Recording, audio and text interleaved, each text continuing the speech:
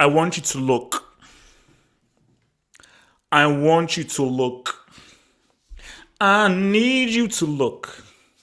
Oh, please look. Just look at the table. Look at the table. Please look at the table. This is real. Liverpool fans, this is real. This is not the Matrix. This is the real world. This is Zion. Okay? This is the red pill. This is called the red pill.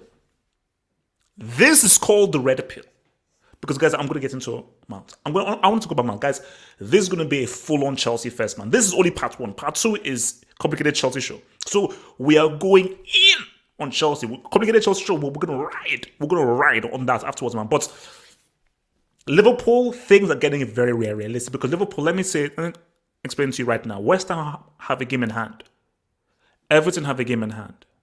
If Tottenham win the game in hand, they go above Villa, and then that means that's 43, 44, 45. That means that is 2 points ahead.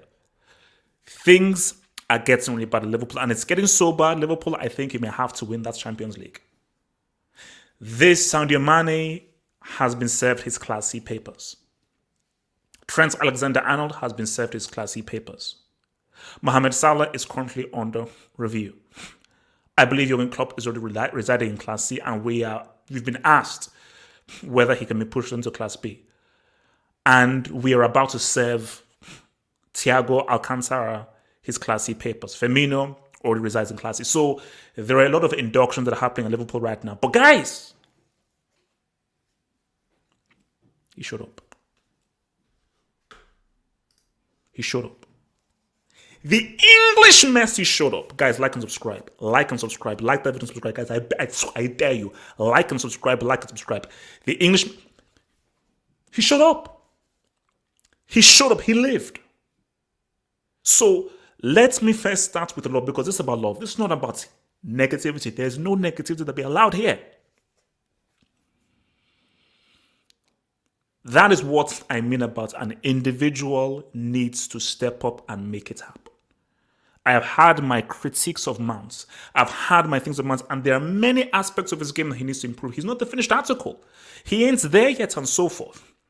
But this team needed someone to say what's up. Get the game by the scruff of the neck. Don't pass the ball. Don't defer. Don't look for a 1-2. Don't try and shift the blame to someone else. Someone needed to take responsibility and deliver the dud. Deliver the dub. First of all, shout out to Kante. That ball was from Kante. So you losers, you absolute decrepit felines who say Kante's finished. Where are you now? Where are you now? You said Kante was done. He's finished. He's useless. Where are you morons now? You idiots, you imbeciles, you stupid people who should never be allowed to speak about the great game. I speak about the great game because I'm that dude. I'm that dude. Because I know what I'm talking about, bro. A beautiful ball by Kante. Amazing ball. But for Mount, he had to concentrate, believe in himself, get himself into position, and then he had to deliver and cash that check. Because it's not easy to cash the freaking check. There are many guys that don't want you to cash the check. There are many guys that don't want you to live. But Mount said, you know what, HH, I've got something to prove. Because I think that goal was about, I want to prove something to HH. Cutting from the inside, bottom right-hand corner, boom. It was a lovely goal. And the key thing is it was an individual goal. And let's keep it real. I wasn't happy with the lineup, but I understood it. When we did our preview, I said, okay, I know what he's trying to do here. Ball over the top. Liverpool needed to win the game. They had to attack. They had to play high up. They had to, because they had to put the pressure and try to really force the issue, specifically with the three defenders that Chelsea had. So Tuchel was like, Jorginho, he's a specialist in the ball over the top. And it almost worked. Because it was about Timo Werner's speed, Jorginho ball over the top, because Liverpool will come out, attack, and play with the high line. So what you then saw, ball over the top, Werner, and it was a goal, but then VAR screwed Chelsea over, that wasn't off. Why was his right to not sack will not help him score? What? So if your right to not sack is offside, that's rules as offside. What kind of world are we living in? But I digress. Liverpool, I say that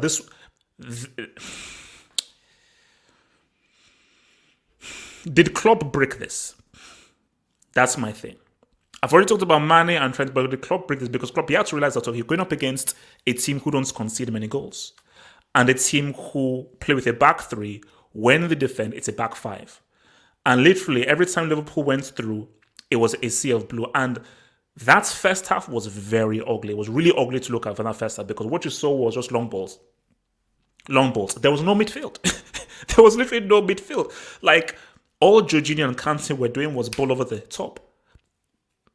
Thiago, guys, did Thiago do anything in this game? Because remember, Thiago was brought in to be the dictator, the controller, the midfielder who really gets things going. But in this game, it was long ball and inshallah, long ball and inshallah, long ball and inshallah, long ball and inshallah. So it was a very ugly game to watch. But when you look at the entirety of the game, I think it suited Chelsea. And Tuchel's game plan came to fruition. Liverpool, I saw a stat in that second. Did Liverpool have a shot on target? Let me just check. Let me just check because I'm not a stats merchant. Liverpool had one shot on target. Chelsea had 5. Liverpool had 1 shot on target. If that isn't an indictment on Liverpool's performance, but also Chelsea's great tactic, I don't know what it is. For me, Tuchel, he got it right. I still don't know why he didn't put Kovacic in there, but you see, Werner for me, in my preview, I understood why he was put in the game. And I understood the tactical reasons for putting him in the game. But for me, Werner, he still frustrated me. And he still continues to frustrate me in how play keeps on breaking down from him and how poor his ball control was. But just as I said in my preview, I understood why he played. He was a pest. He was a problem. He caused Liverpool issues due to his speed because the game suited him. But what I said is, Werner, you've got to actually play well in this game and really be quality. Did he play well? Maybe. I don't know. We'll probably talk about that much more on the Complicated Chelsea show later on in the evening. But I just think like, Tuchel won this. Tuchel, he won this. Tactically, he won this. Because Chelsea defensively, as I said again, 1 shot on target. Liverpool hardly troubled them.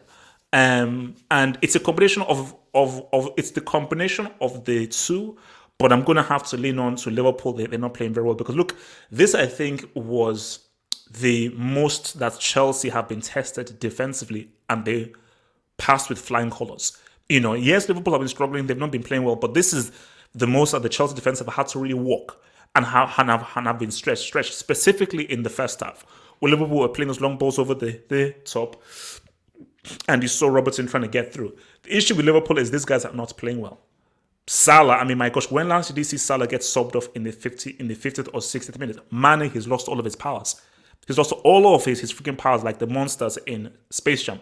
Firmino, I don't know what this guy does for a living. Like, can somebody tell me what does Firmino do to put food on the table for his family? It's not playing football. I know it's not that. It can't be playing football. So what does Firmino do? What is his job? So when we meet Firmino, I want to say, what do you do to provide food, to put food on the table for your family and your kids and your family's family? I want to know because you know football.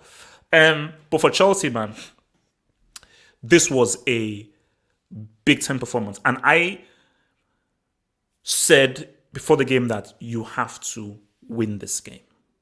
You have to win this game. You can't draw the game. You definitely can't lose. You can't draw this game. You have to be forceful to go for the win. That's a must. And they got the dub. They got the freaking dub. And again, look, man, I said, this is no time to critique Mason Mount's game. Maybe we can do that on another day. But for today, you scored the winning goal. You scored a quality goal. So, no Mount slander for now. For now. Because there are a lot of things that he didn't do too well. And there are aspects of his game that still, I'm like, what's this guy doing? But when you score a goal like that, and it's the winning goal, bro, that is showing up big time. Now I need you to do it again in the CL, bro. Okay, come that second against Atletico. I need you to live. I need you to live because trust me, it ain't done yet. But look, man, I just think overall, this was Liverpool are struggling. Liverpool are struggling, and you see, what I say to Liverpool fans is this isn't just defensive injuries. It's not. You can't put that on attackers breaking it up. How does Van Dijk or Gomez or Matip missing? How does that correlate with a ball comes to Sadio Mane and he can't control it? How does that go to you give Salah the ball and he just loses it and he just goes into no man's land? How does that explain for that? And people say, oh, no fans. City are playing with no fans, and look at how they're playing. You cannot be taken seriously as a professional team by saying that, oh well, because there are no fans, we can't play. No, you're a professional football player. Fans is just extra motivation. But at the end of the day, fans or no fans, you are still a football player here to play this game of football. So the fact of the matter is that for Liverpool, there are no excuses that they can have. The attack has been faltering. It's been poor. And you may look for FSG or something. I look at this team, and this team is void of all belief, void of all confidence. Their self-belief is gone. Their belief in themselves is gone. And for Klopp, you just say to yourself that, man, the way this table is looking, it's looking crazy, bro. It's looking crazy. Because my thing is that I see this Liverpool team losing more games. If Arsenal win their game in hand, I believe, I think they go 3 points behind Liverpool. Liverpool could be 8th or 9th. Because I think one of the worst ever defenses of a league title, I think, was Chelsea, where they finished, I think, 7th or 8th. I think they finished 10th the next season, which was the Mourinho season, the mutiny season. But they had the guy sacked. So that picture doesn't look great. For Chelsea, job ain't done yet. Oh shit. Sorry.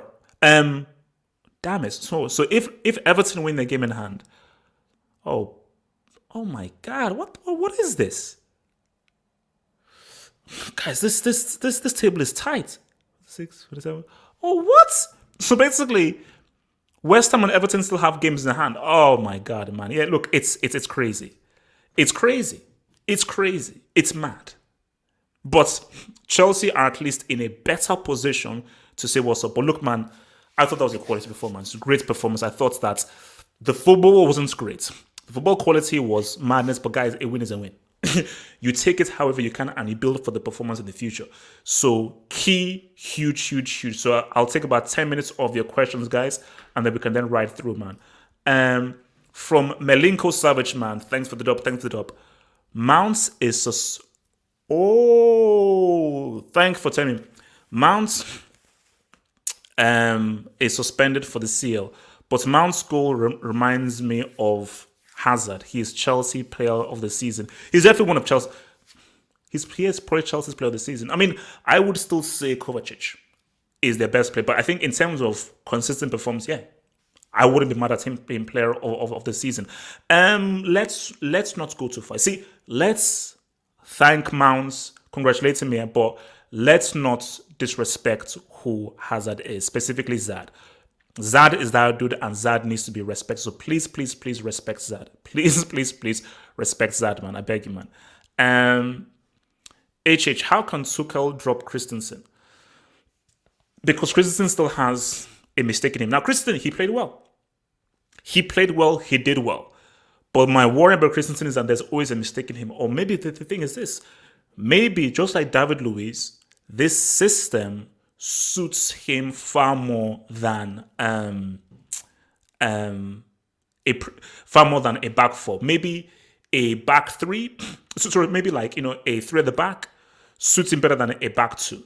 Because you now have both Rudiger and Aspi, and as a unit and as a three, you can help to swallow in guys. I think that when you have a two, you'll be much more in one isolations. How many times did Liverpool just get overwhelmed by just the sheer amount of numbers that Chelsea had. It was too much. But Christensen, he had a very good game, a very very good game, and that Chelsea defense is looking watertight, bro. Anthony Bandani, thanks for the dub. Thanks for the dub. Induct Mane and Trent, please. Yes, they are. Mane, it pains me. It pains me. Because this was a guy that was upper tier 2. Upper tier 2. Who was flirting with tier 1 from upper tier 2 to now a class C break is. And you say to yourself that, what is this? Is it COVID? Is it the training? Is it Klopp? How is a player who we know is so good, who we know is so incredibly effective, who we know is so incredibly clutch, how has he completely lost himself? It's I have no idea. But yeah, they have to, I mean, Trent for sure. When Liverpool fans swore by Trent, he's the best right back in the world, I kept saying, now, why is he? Then when I pushed back against it, people said, oh, you're a hater. You just don't like. I said, like, whoa, I'm not a hater. Trent is talented. But don't you dare put Trent in the same category as what Lam was, as what Dani Alves was, as what Cafu was. Because Cafu, Dani Alves, and Lam, first and foremost, those guys were good defenders. They knew how to defend. Then they could do their extra stuff, which is what made them special. For Trent, if all he can offer me is dead ball situations, free kicks, crossing and passing, and that's it, bro, nah. That ain't enough for me, man. That ain't enough for me. Tuchel bodied Klopp tactically. Tuchel had playing diamond passes like Guardiola. Yeah, Klopp didn't come with any tactics. For Klopp, it was the exact same thing that they've done for the past 2-3 years. Tuchel, okay, he removed Kovacic, puts in Kante, played Werner as a striker. So already those were big, massive changes that were very tactical based on what he expected Liverpool were going to do. Klopp didn't have any answer for that, and Klopp didn't really come into the game with any real ideas. So it just seems to me that is Klopp limited? And are we seeing perhaps the limitations to Klopp as a manager? I don't want to say that, but it's keeping it real, man. Thiago equals B-Tech Mark Noble, man. Shout out to Lead Level Ludio, man. Shout out, bro. Bro, man. I mean, Thiago, man. I didn't see this, bro. I didn't see him flopping this bad. You know, because right now, I mean, you may have to make him a Class C break. You may have to make him a Class C break. Trent and Thiago are absolute trash.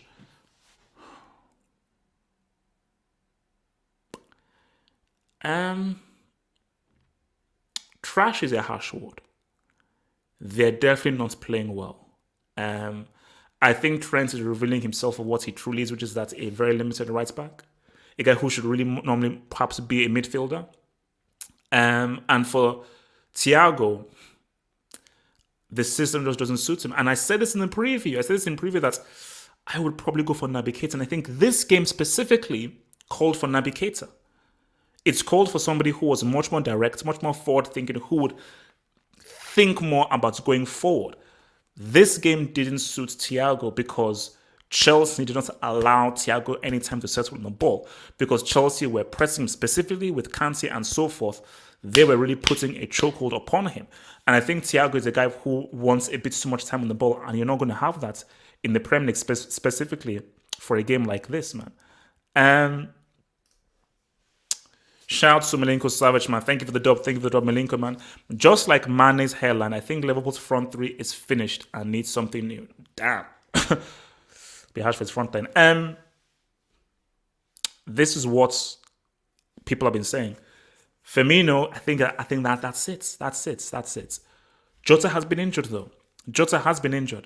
But I still feel like if Klopp has far too much loyalty in Firmino and he's sticking far too much to the front three, every manager has to tweak. You have to alternate. You have to re-energize. Every single season, you see specific tweaks to Pep's game, Pep's approach. There are little tweaks that are happening. But you're not really seeing that happen for Liverpool. And I think Klopp, he is way too dogged with the way that he's rolling in, man. Shout out to Dennis Borough, man, football hot member. Dennis Borough, football hot member, bro. Mount versus Mane, pick one. For now, Mount is better. Mane is the better player overall. Overall, as a footballer, Mane is better. Mane is more talented. But who is playing better right now? Oh, Mount, because Mane is playing like Mane is a classy brick. Mount's upper tier 3. So upper tier 3. And Tuchel, look, for them ever going about tears, Tuchel is coming up big, man.